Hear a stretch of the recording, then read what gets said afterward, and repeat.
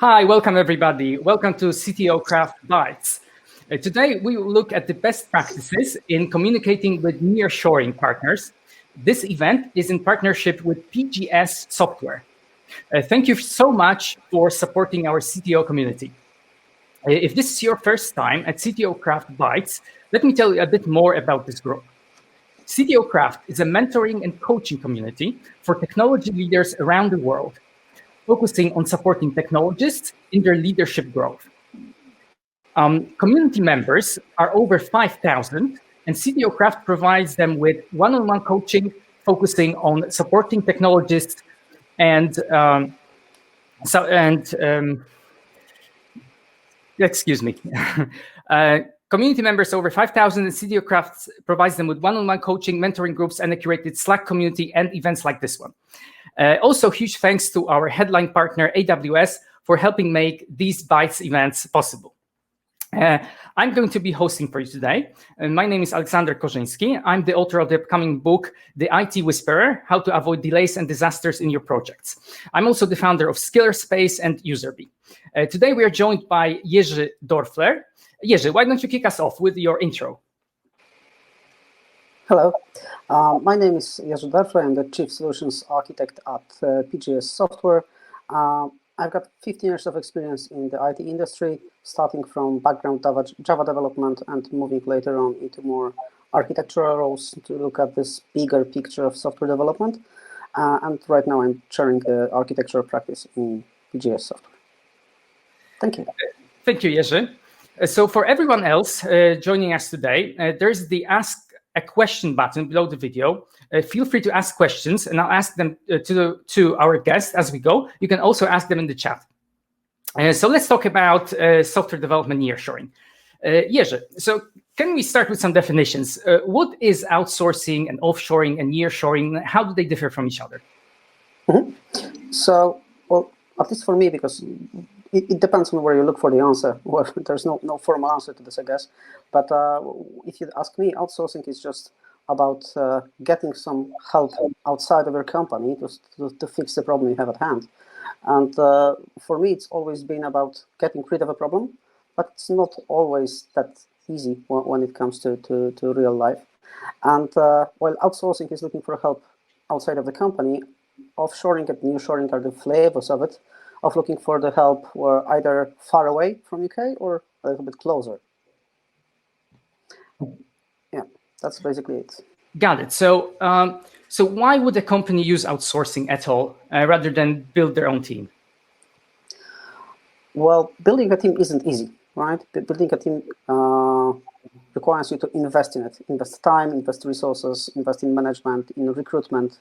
We all know that currently recruiting IT specialists is even more difficult than it used to be. And when you have a problem and you realize you have it and you want it solved, you usually don't have time to spend time building teams, right? You want it solved right away. And trying to build an own team might be too much of an effort to solve the problem at hand. Also, if you reach out to a partner rather than to a freelancer or to a body leasing company, if you reach out to a partner, there are new possibilities for you that appear as an added value, as opposed to building your own team. Because if you do not produce software for a living, and probably most of this community is just focusing on their own products rather than creating the software, then you don't have access to that much experience that can be built by the partner who specializes in just creating excellent software. So all the new things that appear on the market, all the possibilities out there can be provided to you in the way of just exchanging knowledge on everyday daily codes. Got it. So why would the company then go for offshoring or nearshoring? Well, probably the easiest answer is the price, right? So this is done for price efficiency. However, there's a vast difference between offshoring and nearshoring, because if you look at it as setting up another office somewhere, basically, if you don't look at some short-term relationship, but more like a partnership, it's important to be close, right? So the physical closeness of a nearshoring partner is that you can travel to his offices, get there and back within a day. So this is how I differentiate nearshoring from offshoring, where you actually have to plan a trip, right? Got it. So can you tell us a bit more about the different forms of nearshoring, and when would you recommend which form? It depends on what you need to have done, and what actual experience in doing that do you have in the company. Because on one hand, you've got this cooperation model where you just get people from some company, like getting freelancers or getting contractors just to get some job done. But you have to make sure that you manage those people. You make sure that they've got something to do, because you pay for an hour and that's all you have. And on the other end of this spectrum is a complete partnership with a technological partner. So where you actually cooperate and you achieve common goals rather than just having a burden of people management, right? And depending on what is the task that you've got at hand, it's different models might be accurate. This is why usually our most long-term relationships started with that: can you help me finding 2 people to solve my problem at hand, right? It's a like with real life, building relationship just takes time, and it's the same case here. It can evolve over time. Got it. All right. So how about pricing? When would you recommend fixed price, and when time and the materials? So that's kind of a question that is always asked, and I don't believe it's very obvious answer to it. So sometimes you just have to go with fixed prices, right? If you work with government, if you work with a regulator that requires you to order a job that will be done within a fixed price, that's probably when you need to go that way. But going fixed price requires you to provide a very detailed specification, because without very detailed specification, you won't get a fixed price offer, right? It will be either a range, or it will be, or somebody will be off with their estimates. And time and materials approach gives you kind of flexibility, where you can work together rather than just order something done, where you can work together towards the goal, actually, as the teams that will effectively do the work can grow, can shrink. This is something that can benefit both of the parties, I guess. Got it. So can you tell us a bit more about the challenges? So you talked about these 2 approaches, the goal-oriented one and the more sort of buddy leasing type. Can you tell us a bit more about the challenges, especially in each one of these? So I think, well, one of the challenges is that depending on the partner you choose, a cultural fit might be different. Right? Everybody says in their banners that, yes, we've got the cultural fit, we can work with you, we are the same people, and it's not always the case. And that cultural fit becomes very important, because once you start getting people from outside, it's also a challenge on this very human level of your current employees, being worried, will they get replaced by some people from, like in our case, from Poland or from somewhere else, right? It's difficult on this maybe intangible and not very engineering aspect of software craftsmanship, right? So the biggest challenges is to build the trust both between the partner and the ordering company, but it's people doing the job. It's people working on a day-to-day basis, right? So building that mutual trust and understanding on human level is very important, that people actually like to work with each other. And as usually those challenges that people think of, delays, not getting the quality, not getting things done when they need it, missing the deadlines, missing the scope, they are all a consequence of not having this clear relationship and open communication. Got it. Yeah, so communication is really important. So what would you recommend in terms of structure and processes to help make this communication easier? Well, it's a matter of, as I said, it's very difficult to give an actual guideline how to do it, because it's always about the trust, and it's very difficult to trust somebody where you're just meeting for the first time on some short meeting and decide that this is the partner you want to go with, right? So in order to build this trust, it is very important to probably just give it a try. Do not expect that the first chosen partner will be the perfect one where everything clicks, right? It takes some time, it takes patience to build this relationship.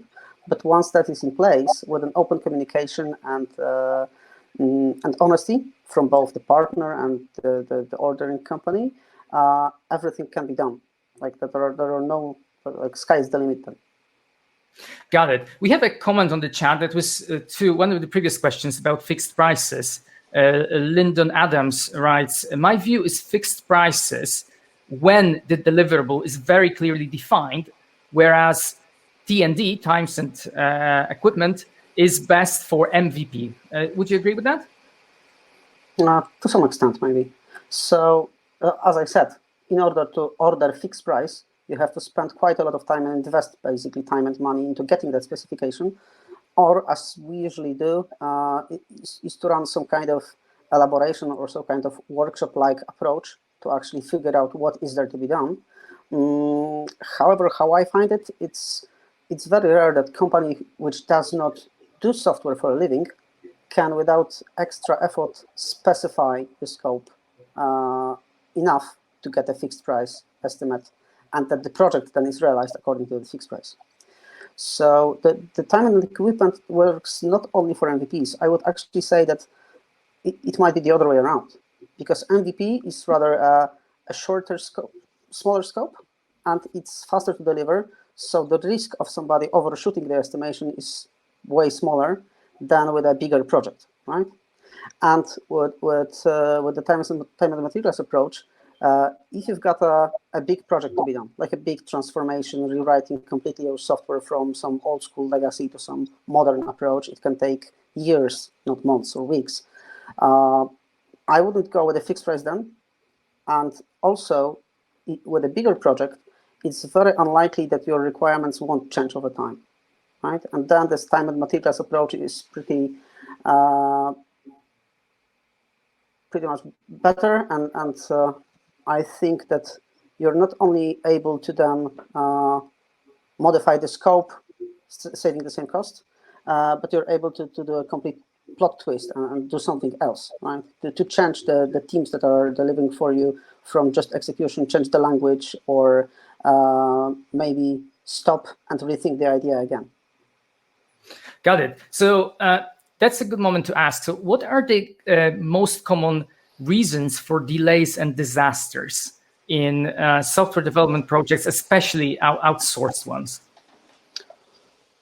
I believe that the reasons for disasters are exactly the same regardless if you outsource or not. I mean, this is not the early 2000s where people just ordered software based on the scope and expected it to be done within 2 years, for example, or 9 months, right? Everybody now, or most of the companies now, practice agile delivery. So within agile, you can afford to modify the scope. You can afford to get to know more as you build the plane as it flies, right? And the reasons for disasters is when you probably do not have this partner-like approach with somebody who is to deliver your software.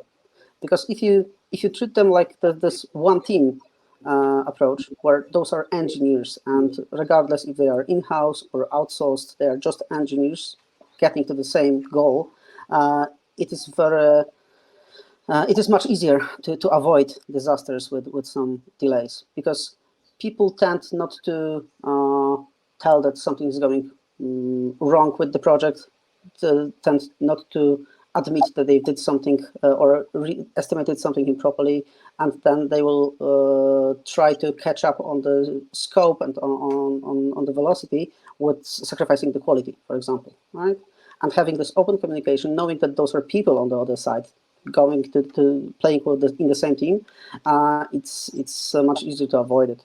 I once, one of the customers of mine, who I think we have one of the longest relationships, it was the first time I saw it actually, that he told me that he looks after his engineers in the same way, regardless if those are permanent hires or people from other companies. So he actually set up a recurring one-on-one meeting with myself to make sure that I'm doing the job I find satisfying, that I'm growing with my skills, the same way as he treated his employees. Yeah, got it. So can you share perhaps a story how you overcame these challenges, especially delays and disasters, or maybe some other challenges with outsourcing? Mm-hmm. So I don't want to call out names, maybe of exact companies, but it is very often seen that customers, even if we talk with like CTOs, head of engineering, and the decision is made on the top level that yes, we're going with some partner to deliver something, people are not very enthusiastic, as I already said. But this can cause some clashes, right? People do not trust each other, or some of the permanent employees might expect that only the least challenging work, let's say, will be outsourced, and they will be doing all the fun stuff, right? And it's as we usually did it. What's an icebreaker in such a relationship is getting to know each other face to face, like either traveling to UK or inviting our customers to Poland to share the same office for some time, and also be able to, I don't know, go for a beer, all that humankind team building relationships. If you actually know the people on the other side of the Teams call or the phone call, if you can put the name to the voice, it's way easier to work together. Yeah, I believe that's the key. Okay, got it. So Christoph Popov writes that the only thing that works is to consider all engineers as one team. It has worked well for me. What do you think about that? Yeah, so exactly. On the opposite side, it would be that there's an expectancy of hire some cheaper, probably less educated people that probably know less than we do, treat them differently, right? And with nearshoring in Europe, at least in Poland, for example, the universities are free, people are well educated, and if you talk with a company that you'd like to be a partner with, that actually has their own employees and builds their own team and cares for the people and their growth, that company will be probably maybe picky when picking the projects. Not every project is interesting. So in order to retain our staff, we're not going to ask superstar engineers to do some very basic work, right? It's about having one team and mutual trust between companies. Got it, mutual trust. So what would you advise then to a client? How to make the most of nearshoring? Or in other words, how can a client make your job easier? So I often see that customers expect that they will post an RFP, so some kind of sketch specification that this is what they want to order. They expect a fixed price mostly, and they want to know the deadline when that will happen. So if you're a software company and actually are very proficient in what you're doing, then this is probably fine. But most of the customers actually aren't doing that each day. So those specifications are very rarely useful. So there's still this situation in the market. I can see companies saying, okay, we spent a lot of time for a very expensive consultant from the Big Four consultancy, and okay, we've got the scope, we work on it for half a year, so now we want you to deliver within 3 months. I think it's better to specify a challenge you have, right? Talk with your partner or with the vendor about the actual challenge to be solved and about the big picture. And then when the phase of the ideation starts of the project, where you think about how to address it, will it work, won't it work, the company like ours could help you on those early stages also.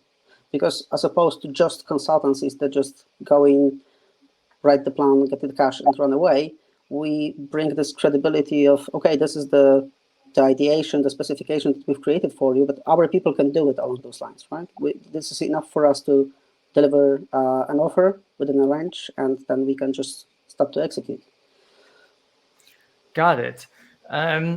So what, if you were advising to a client, how would you advise them how can a client tell a good nearshoring company from a bad one? What would be, because you already mentioned a lot of it in this answer about your company getting involved at not just at the implementation stage, but also in, so to say, making sure the client gets to the goal. How can a client choose the best? What makes a given nearshoring company good? Let's ask it like this. But that's a bit of a tricky question, but I would say that the first most important thing is that when you speak with the company and you tell them that this is a specification, we want to do it like this. If somebody accepts that yes, we will do it, just nodding their head, they're probably not a very good partner, because they're most likely look like just to allocate resources rather than have real life people doing something. How me and my colleagues usually work is that we do ask a lot of whys along those well-known standards and some practices like start with why, the 5 whys and things like this. It's important for us to understand the reason, because most often the proposed solution, because the customers come with solutions and they ask us to realize the solution, while we always try to get them back to the whiteboard and figure out whether this is the proper approach or not. So if somebody just nods their head that yes, we'll do it, that's probably the best time, the best partner. And also the other factor will be that some companies specialize in just providing people. Like their agenda is just to allocate as much people as possible to just cash out on them, right? And if they get, when given the questions, they just jump into, okay, so how much people, how many heads, that kind of people on chairs approach. It's not the best one. Usually it's best to talk about the real deal, because then you could actually benefit from multiple specializations your partner has. Like if you've got some idea how to address some of your problems, like I don't know, small click-through rate of your page, or some business problem, right?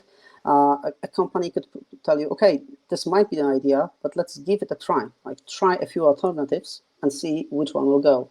Do some UX research, or have you really thought about this or that? So having this more conceptual approach and being able to talk about ideas and actually maybe even argue about whether to do it this or that way, it's always creative and it always provides value to the customer. Okay, great. Talking about ideas. So let's talk a little bit about mistakes. So what are the mistakes that each of these sides make, the purchasers and the agencies? Maybe let's start with purchasers. What would be the most typical mistake in your mind? So it's like, from my point of view, a customer never makes a mistake, right? It's always right. But over-specifying or expecting that as a purchaser that you'll just get some resources doing some job, like the FTE language is not probably the best way to do it. And probably the way to avoid it is to understand also the perspective of the vendor, of the partner, right? So there are, of course, companies who not really have their own people, right? They just lease some CVs and their CV warehouse. Then they will be interested in just sending over some CVs, agreeing on the rates, and that's all. However, understanding the point of view of a company that actually grows their people, invest in their skills, and make sure that those people work well together and are able to deliver that extra value, something that is probably not very tangible at start, but it just appears as an extra value after some time. That's important when ordering. Not expecting just people appearing and not really providing value, just doing what they're told. Got it. So what about agencies then? What would be the mistakes that agencies make? they overcommit probably. So they overcommit that, okay, if the customer says, okay, this is the job I want to be done, and pay my understanding, it should be like, I don't know, 100,000, right? This is the value I have, and you have to fit in the budget. Sometimes a partner would like to overcommit, or a company would like to overcommit, and they will just say yes. Like I said, this nodding approach. Yes, we'll do it. That's all we want. And after they commit, they see that there are some issues. Just after, right? They're mostly interested in having the contract signed rather than delivering the project. What else? The other mistake they made is that some companies do not look at the individual people they have on board interests, right? So if there's some lousy project, for example, and there's always legacy, but you can transform legacy into. Transforming legacy can be fun and challenging, at least to some extent. There are, of course, all the difficult parts, but there are parts when it's actually challenging and creating something new. The engineers require creativity, right? So those are people that are very passionate about their jobs. And some companies will say, okay, there's a big contract, we have to win it, so we're going to do all the like donkey work, right? We're going to accept it. And then the people will leave, and they are left with nothing, right? They have a contract, they don't have people to realize it. And effectively, the customer has the problem, right? They do have the problem because they agreed to a contract, but the customer doesn't get the job done. So taking this holistic approach is way better. Got it. Maybe you can talk a little bit more. How do you guys alleviate it? So you mentioned, not taking the full approach, or approaching the problem in its entirety. Can you maybe talk a little bit more about that? What that entails? What components that includes? So the most important part is the overall why. So what is the big goal out there, right? Depending on whom we're talking with, because some of the roles in the companies ordering services have different personal goals, but there is one company goal they want to reach. And sharing those goals and that vision with the partner is always useful, because when we know it, we can actually help also in idea generation, but we can also make sure that, for example, our people can be involved in some software that actually is important. Each of those software developers, and as I was still actively a software developer, I always wanted to see the effect of my work, not only some form appearing somewhere, right, or some button appearing somewhere. I wanted to know why that is done, and sharing that vision with your partner is important, because otherwise you might end up with some people being not really satisfied with their work, right, doing some dull coding and not seeing the effect, and not knowing why I am doing this. That's the issue. And because people leave, and then you've got even more problems. Got it. You also earlier talked about overcommitment as a common mistake. So how do you guys avoid that? How do you estimate the work, and how do you avoid overcommitment? So I prefer, personally, after running some kind of workshop exercise where we work together with the customer, for both us and the customer to understand what is actually to be done. So if you've got a partner who done some kind of custom development or some kind of migration or some more complex activity numerous times, we can advise some items that were missed on the original roadmap. But when it comes to estimates, I usually prefer, and this is the technique we use, that we provide some kind of ranges. And sometimes the customers are annoyed because the range initially is probably between, let's say, I don't know, 40K and 2 million. So let's work on narrowing that down, because both us and the customer do not know certain things along the way. There are various business analysis and architectural techniques to actually outline those big unknowns and separate them into known unknowns and the unknown unknowns and so on. However, a road mapping exercise, putting together things to be done along some business roadmap that the customer has with their products and the whole business, helps to deliver software in a way that it actually makes the business of the customer effective, right? To deliver value when it's needed, not like 2 weeks too late. And to avoid overcommitment in estimations, what we do usually is that we double check estimations. So if I'm the architect of the project and I do some initial estimation on very high level, I do later ask my colleague to do the same, but without seeing my numbers, let's say. And then we can see how different those two values are, and then we can discuss why is there a difference. So a usual narrowing down technique for estimations, it can be done even on some very high level. Got it. All right. So let's talk about some of the changes that have occurred in the recent months, let's say. So what about COVID? Has that affected the industry? Well, it affected everything, right? So I think a year ago, many of the projects stopped, or maybe not all of them, of course, but at least a few stopped because the customers weren't certain what's going to happen with the business.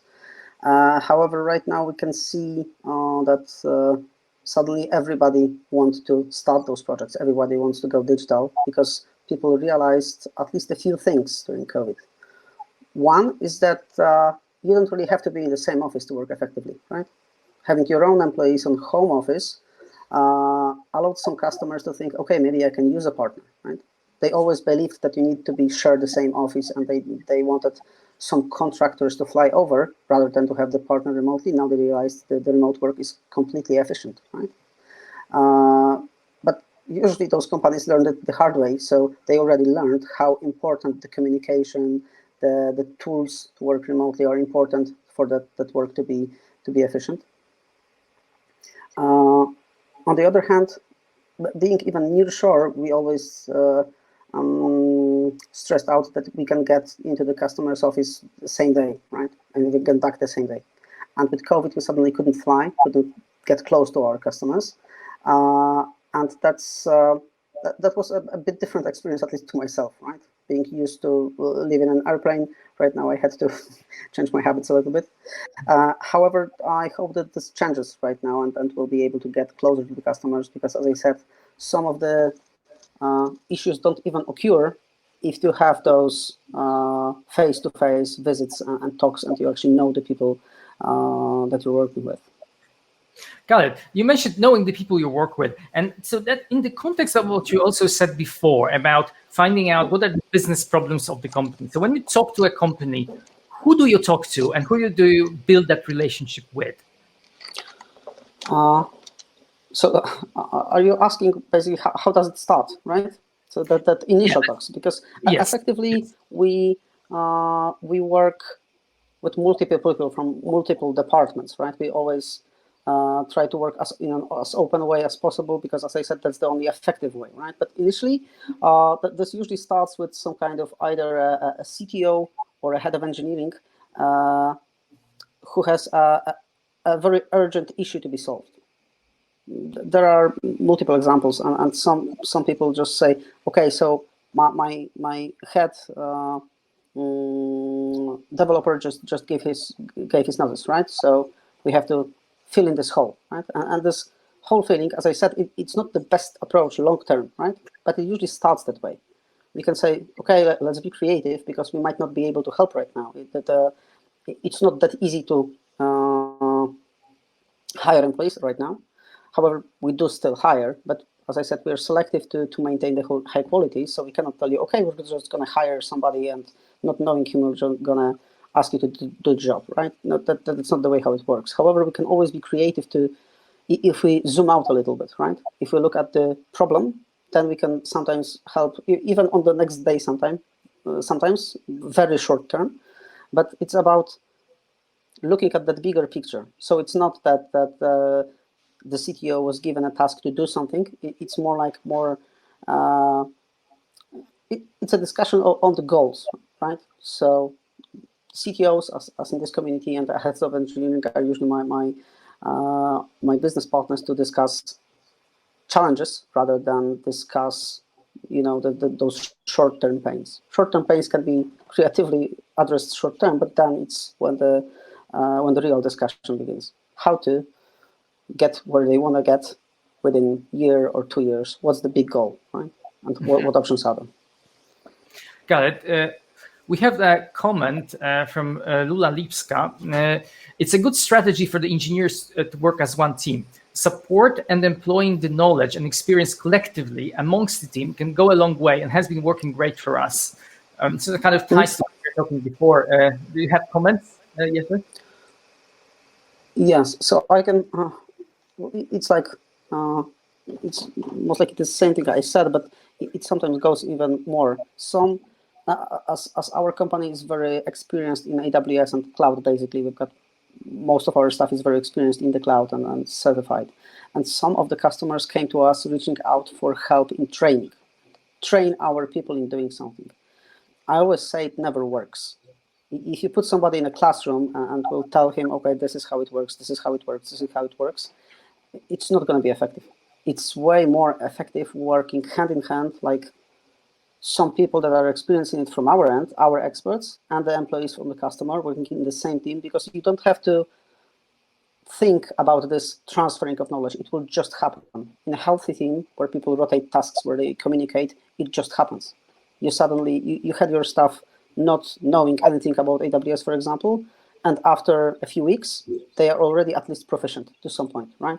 They might not be superstars, but the knowledge transfer just happens. You don't have to think about it. Got it. And as I said before, the whole outsourcing thing is about getting rid of a problem, not creating more, right? So the more things that just happen automatically, the better. Got it. So can you talk more about hiring? Who do you hire and who are the people that work for you? So right now we hire from multiple sources, but basically we've got our offices, our headquarters and offices are all in the cities where there are very strong universities. So we're looking for people that are still in the university or right after with some internship programs, as well as we do hire seasoned veterans from the market as well. I mean, I came here to PGS after having 10 years of experience, so I have to prove that we also do hire people from the market. However, we do have set some very strong internal standards regarding the seniority and what people should know. And also, as probably every company, we have a standard tool set. So people in each role and with similar experience should know at least the similar tools, so they work together effectively. And we gladly share this knowledge and experience with customers. So if we figure out some effective ways of working, we can share it with the customer to improve their productivity overall, not only in the software development aspect. Got it. We also have a comment from Jerzy Kopaczewski. In Central Europe, you can definitely feel changes caused by the pandemic. On the one side, we can definitely see more projects and clients interested in digital transformation, but on the other hand, hiring got a lot more difficult. What do you think about that? Definitely. So everybody sees that that's an unprecedented, never seen before demand for, well, brutally speaking, people right now. But what I was talking about, this approach with looking at the solutions, looking for the whys, understanding what is that software going to be doing? Is it like important to the world? Is it fun for people? Right? This is where you can, understanding that, can also a company like ours select whether do we want to engage in it or not. Because knowing how difficult it is to hire high quality people and also culturally matching, we can then provide them with interesting projects, so we keep them inside, right? Those are our people and we care for them, rather than just, getting CVs and passing them on. Yeah, got it. So what about Brexit? Has that affected cooperation between the UK and European companies, outsourcing companies? No, maybe to some extent, but I believe the impact was almost none. I mean, there are issues with getting goods to and out of UK, I guess, but when it comes to services, it's almost the same as it has been. Got it. Is there anything else that has changed? Any other trends that you see, perhaps in the software development outsourcing industry? Well, a part of the growing demand, I can see that some businesses that usually were brick and mortar think about getting more and more digital, and this is where where a reliable partner can help you with clashing your idea of just like clicking through that very simple page that you found on the internet and making your product business digital, and then wondering why didn't it work, into an actual business case, right? So we can help on this very early stages of an idea of digitization. I don't know how common that is, but we've built up a product design department where we connect the business analysts, UX researchers, and UX specialists and solution architects to take this, to look at the problem with 3 different angles, right? Whether it makes business sense, whether it's actually good for the actual users of the solution, and whether it's doable, right?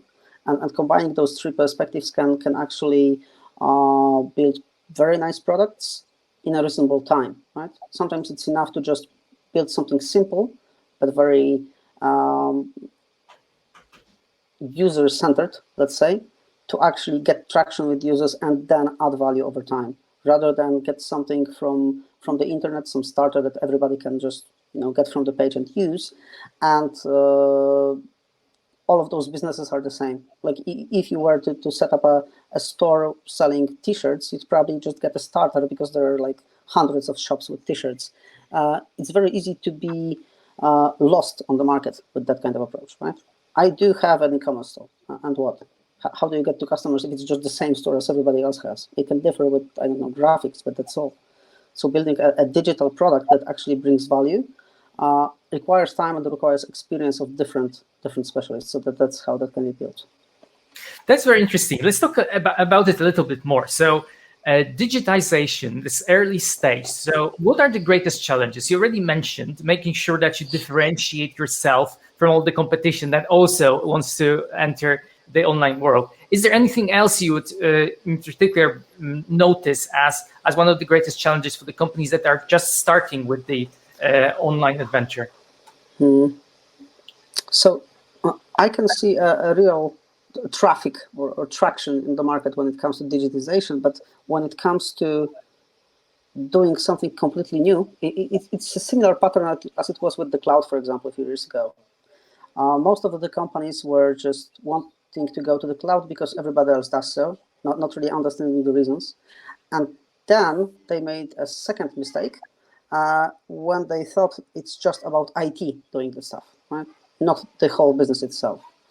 So what we used to do, and we're doing from quite a few years now, is running those workshops with not only the technical part of the business, but also with people from business, from HR. It's important to understand that cloud migration, and the same is with digitization of your business, is an overall company effort. It's never about just making your tools and putting them in the computer, right? It's about all the other aspects of running the business, because everything changes. The business model changes itself, right?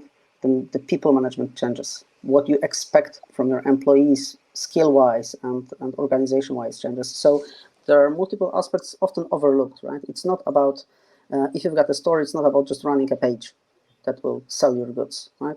It might be a start, but the whole transformation is a way more complex activity. Oh, this is actually really fascinating. I'd like to stay on this topic.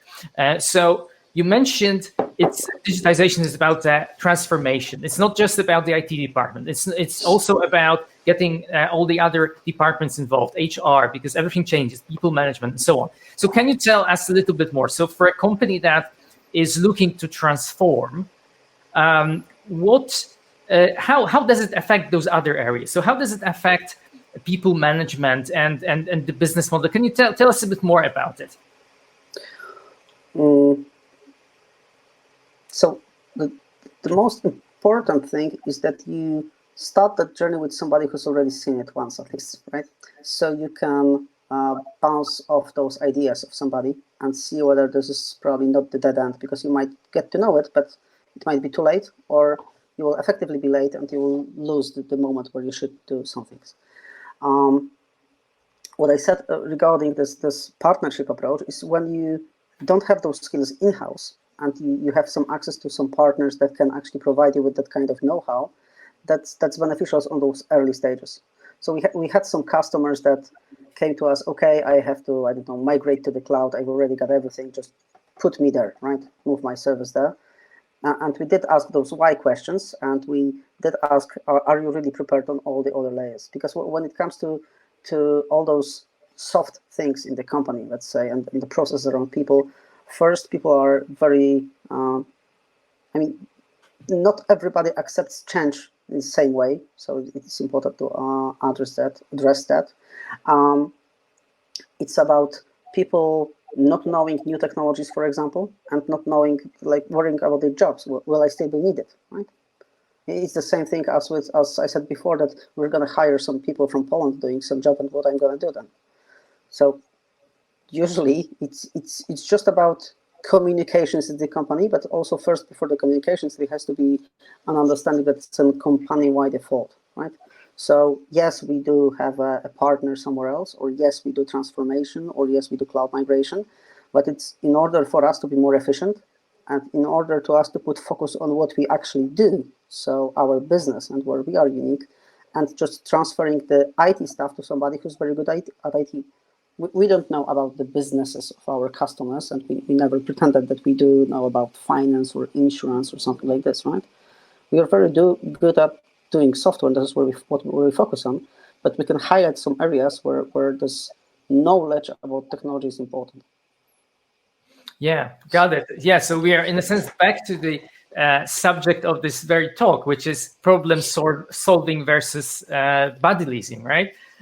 So we have only about 10 minutes left. To the audience, I'd like to ask if you have any questions. These are probably the last moments to ask. So can I ask you then a little bit more about, let's do a little bit of a summary now. So the subject was problem solving versus body leasing. So how would you compare the two? And if we were to summarize what we've been talking here, somehow the advantages of taking a more sort of holistic approach to outsourcing. Mm-hmm. Yes. So there are, of course, use cases for any approach, as always. But if your company's core business is not doing software, but your company's core business is something else, I would strongly encourage you to actually allow your partner to do this ideation with you, to look at the whole problem with you, not just try to figure out a solution and then look for hands of solving it, because the solution itself might not be the best out there. And with the partner who's doing a lot of projects, this internal knowledge transfer happens also in our company. I mentioned that we're learning together with our customers. We're learning new things, customers learning new things, but internally, our employees also do exchange knowledge technically. So we can put some experience on some technology from one project to the other by just knowing that our people know it, right? The other important thing would be that this is a process, right? That finding a proper partner is not like it will just happen first try. And it's not only about the prices, the CVs, the I don't know, agreements, whatever. It's all about, it's a relationship. So it's about building trust, but it's also about getting to know each other. And it's about this kind of, I don't know how to say it, it's about, well, chemistry, whether you want to work with those people or not. So it is difficult. I'm not saying it's easy, right? It's difficult, it takes time, but I would suggest is to start small, not to expect that, okay, I've never outsourced or nearshored or whatever.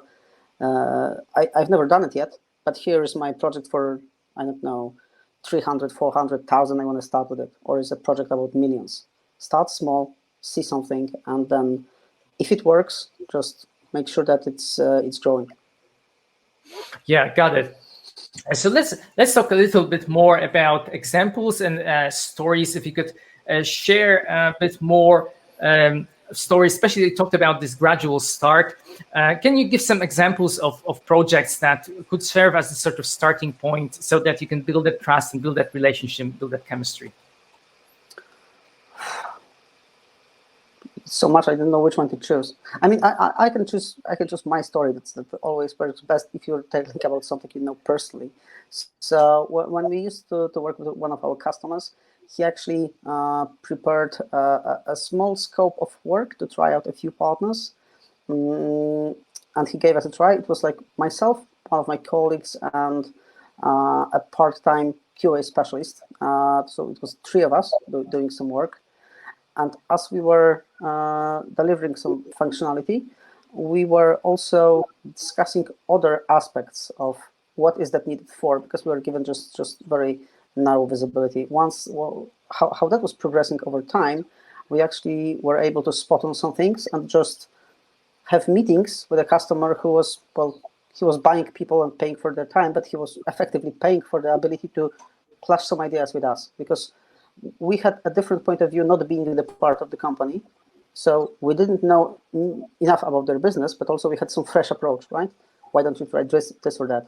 And that actually became, I think, over 40 people team that is delivering value in multiple areas of the whole business, not just in a single department. But being able to do it is by getting to know people on the other side. And if, as I said, if there's chemistry to actually like working together, it's very easy to then actually get that extra value. One of my colleagues, on the other hand, when he was engaged into a project and that project was not running very well, he was escalating it to some levels in the customer, and finally he got to the chief architect of that company. And after a discussion, that guy not only admitted that yes, there should be done some changes, but also told him, why don't you join our board? Could you fly over to London each week, and so we could discuss things? And that's where actually you can contribute, right? Got it. Yeah, sounds like a really interesting story. We have a comment from Jerzy. I strongly agree that the problem-solving approach is much more beneficial for both the service provider and the client. This leaves both sides in much better places in terms of value, as well as it's usually cheaper in the end. What do you think? Yes, I do agree. Well, in the start, it was always about the price at the beginning, right? About looking for some cheaper resources. I hate that phrase, but the idea was to find some cheaper people doing our job.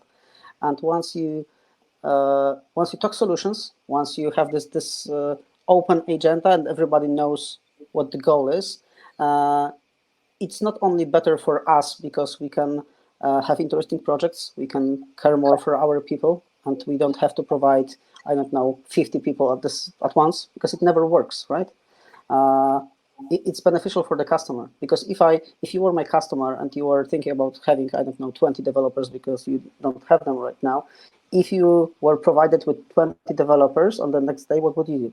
You would have to stop your people doing their current work and start caring about those 20 new hires or contractors, right? To provide them with a job, because they're a cost. And that cost perspective is never a good thing. So it's beneficial to both parties. That's the whole thing, to transform the situation where you want to order a fixed price something and let the vendor care about the rest. It's about doing a win-win situation, so everybody benefits out of it. Got it.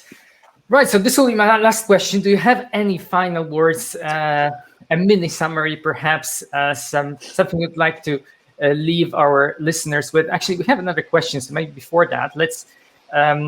Maxim Shipka is asking: Isn't it the same with contractors? Contractors or nearshorers also need onboarding? Oh, that's a question to what you just said about onboarding. All right. So if you were just hiring freelancers or contractors, you would have to onboard each and every one of them, because it's just your task. You are hiring, right? If you've got a partner that will tell you, okay, let's not start with 20 people. Let's just set up some skeleton team that will take a look at the problem from all the angles and address the problem at hand, for example, and work on the scope for a longer relationship. They already know the technological stack, know the tools, know people, know whom to ask about what. They know their way around. So whenever you want to ramp the team up or down, whenever you want to grow this, it's already the partner doing the onboarding, right? Because you've already got people that know their ways, and they can just introduce a new team member, just like that. And I never really analyzed how costly that is, but you just don't have to spend that time on onboarding each and every member. Okay, and Maxim is asking what is stopping you from doing the same approach in-house? So if you want to have everybody in-house, you basically need a department that will hire those people for you. So it depends on your situation. It depends. It's like it's basically a mindset, right? I already said that if you're considering nearshoring or offshoring or whatever, it's probably healthier for you to think about setting up another remote office rather than just having people, right? But all those people management aspects, all those aspects that people are not satisfied with the project and want to change it, right? This is what happens always. But if a contractor will tell you he's not satisfied with the project, it will just leave, you have to find another one. If our employee talks with us that probably is not the best project and he wants to, I don't know, he wants no longer be a backend developer, he wants to be an architect, or he wants to be something, and having a healthy atmosphere in the company, we can just know it beforehand and we can work on that plan. And we can work with the customer. Listen, this guy is not really satisfied. Either we find him some other things to do in your projects, or we will just replace him with somebody else. Got it. Yeah, excellent answer. Thanks. We have a comment from Jerzy Kopaczewski. I believe building in-house team requires skill and drains resources. So that's kind of more or less what I said. Yes. Mm-hmm. Yeah, exactly. All right. So any last final comments, Jerzy? No, I mean it's my first time at CTO Craft Bytes, so it's been a pleasure getting to know this format, and it was a pleasure sharing my view on this problem solving versus just body leasing. I hope it was informative, at least something new for at least a part of you, and let's be in touch on Slack. Thank you. Fantastic. Thank you, Jerzy, for talking to us today. And you can connect with me and Jerzy after this event. I'm going to share the links right now in the chat. If you give me one moment, I'm going to copy the two LinkedIn links. And you will see them in the chat in a moment. So this is the link to Jerzy's profile, and here is the link to my profile. All right, so our next Bytes event is going to be on Friday, 25th June, and we'll be talking about Africa, the new frontier of tech. Thank you all for joining. Thank you very much. Goodbye.